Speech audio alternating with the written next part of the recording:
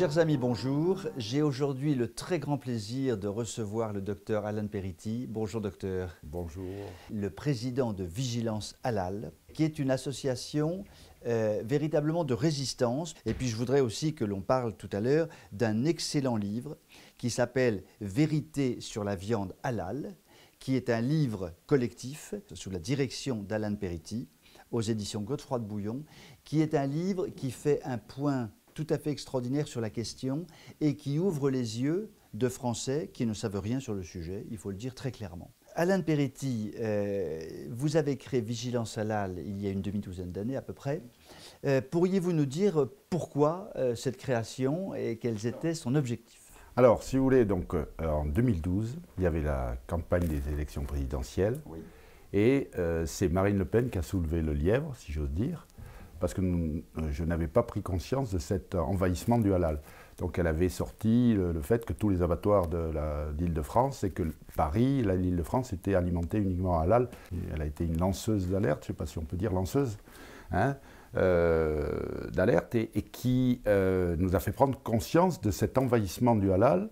Et à partir de là, donc, j'ai fouillé un petit peu les choses et j'ai vu qu'il y avait effectivement une situation qui était préoccupante, puisque le vétérinaire, en tant que vétérinaire, puisque le vétérinaire est au carrefour de la protection animale et de la protection du consommateur, puisque ce sont les vétérinaires qui font l'inspection des denrées alimentaires d'origine animale, essentiellement.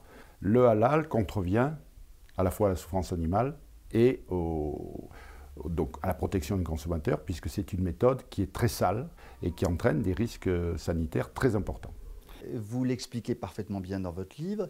Vigilance Halal l'explique parfaitement bien depuis une demi-douzaine d'années. Comment expliquez-vous qu'aujourd'hui, finalement, le sujet soit encore si méconnu? Parce que c'est un sujet tabou dont on ne parle pas, parce que ses implications, ses ramifications, finalement, sont beaucoup plus importantes que le simple aspect de la protection animale et donc des animaux qu'on maltraite, puisque le halal, c'est la charia. Le halal, c'est la charia, c'est-à-dire c'est la loi islamique qui s'occupe de tous les actes de la vie quotidienne. Cette loi, qui est la loi donc, islamique, est totalement contraire et incompatible avec nos règles juridiques sous lesquelles nous vivons dans nos pays. Et elle ne peut que s'affronter, tôt ou tard. Et alors, si on revient aux deux points, vous disiez donc qu'il s'agit de protéger l'animal et de protéger le consommateur. Il y a même un troisième point auquel je me suis rendu compte aussi très rapidement, c'est que c'était un formidable outil financier, puisque ça permet de drainer des circuits financiers qui sont très importants et qui sont extrêmement glauques. Donc c'est un formidable moyen de conquête, c'est que ça permet premièrement de drainer de l'argent pour le développement de l'islam, et que, deuxième effet qui se coule, si j'ose dire, ça permet de maintenir les populations musulmanes qui vivent chez nous dans un ghetto donc, identitaire, c'est-à-dire que ce n'est pas seulement la nourriture, c'est le voile, c'est les carrés musulmans séparés, etc., puisque le musulman doit vivre séparé. Et c'est d'ailleurs, tout ça est coordonné par l'organisation de la conférence islamique, qui réunit 57 pays musulmans, qui se sont entendus, notamment pour mettre sur pied le concept d'islamophobie, qui marche remarquablement bien, puisque toute critique de l'islam est assimilée, de l'islam ou des pratiques de l'islam, est assimilée à donc du racisme. Je reviens au halal, j'allais dire alimentaire, sur la viande. Est-ce que vous pourriez simplement décliner d'une part la protection de l'animal et d'autre part la protection du consommateur? Alors, protection animale, la règle de l'abattage halal, c'est que l'animal n'est pas étourdi déjà. Et deuxièmement, ce qu'on oublie, et qui a des conséquences sanitaires, on va le voir tout à l'heure, c'est qu'au lieu de pratiquer deux petites incisions qui permettent de couper les vaisseaux du cou, donc très proprement de part et d'autre, dans l'abattage halal, on coupe le cou jusqu'aux vertèbres, donc une énorme plaie. Vous coupez la trachée artère, donc la trachée par où l'animal respire, et l'œsophage, et donc vous avez un déversement de l'estomac par l'œsophage qui est coupé. On ne peut pas le ligaturer comme on le fait dans la technique moderne, disons, parce que l'animal gigote, bien sûr. Mais il est tout à fait ahurissant de penser que lorsque l'on avale de la viande halal, on avale aussi la prière faite par le sacrificateur, on absorbe une viande religieuse sur une religion que nous n'avons pas du tout envie de voir s'implanter chez nous. On est vraiment dans un embrouillamini complet du sujet. ce qui est absolument terrifiant.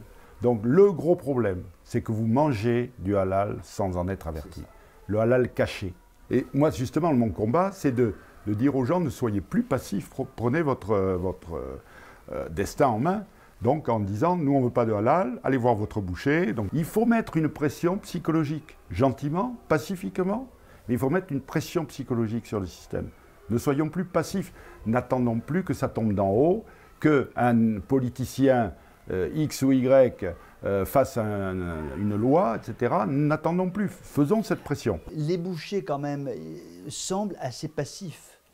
Parce qu'on ne leur met pas la pression.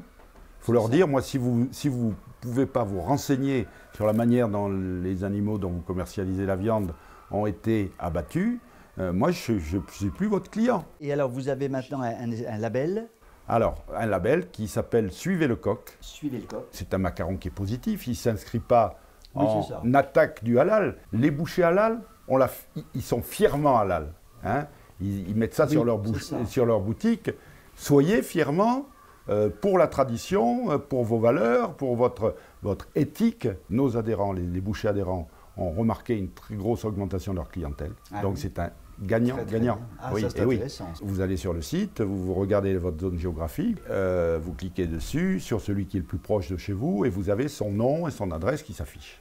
Donc allez voir donc, votre boucher, ou même les bouchers voisins, les bouchers de toute votre commune, hein, donc, et parlez-leur de Suivez le coq. Nous exerçons une pression psychologique sur l'ensemble du système. Et ça, c'est le plus important. C'est comme ça que les musulmans ont réussi à imposer leur vision et la généralisation du halal, hein, bien entendu. Et nous devons faire pareil. Voilà. Je voudrais dire à nos amis qui nous écoutent et qui nous regardent que j'ai écrit un livre, alors vous le savez bien parce que j'en parle régulièrement, qui s'appelle Chronique de l'islamisation ordinaire de la France, il est là d'ailleurs, dans lequel je cite abondamment Vigilance Halal. Ce qu'il faut quand même savoir, c'est que les grands leaders musulmans du monde occidental ne cessent de dire « nous vous conquérons par deux outils principaux », le voile et la viande halal. Ce sont eux qui le disent, ce n'est pas nous. Et donc, s'ils le disent, il faut les croire, parce que ce sont des gens intelligents et il faut les croire. Donc, la conquête, elle ne se fera pas du tout par des choses... Non, c'est très simple, le voile et la viande halal, parce que ce sont les deux outils de conquête qui traduisent une soumission complète, un écrasement du monde occidental, avec effectivement ce que vous disiez tout à l'heure, une charia qui prédomine, etc. etc. Nous ne devons pas attendre que ça tombe d'en haut, nous devons prendre notre destin en main. Et cette action Suivez le coq est une action pacifique, légale, donc qui n'est pas du tout discriminatoire, si j'ose dire.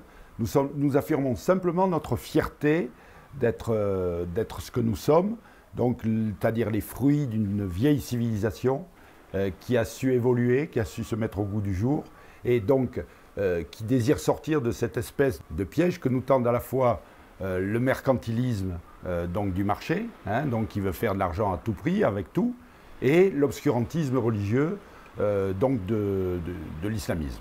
Très bien, alors donc pour conclure, deux choses très importantes. D'une part, acheter et lire cet excellent livre « Vérité sur la viande halal » dirigé par Alain de Peretti aux éditions Godefroy de Bouillon, qui permet vraiment de comprendre le problème.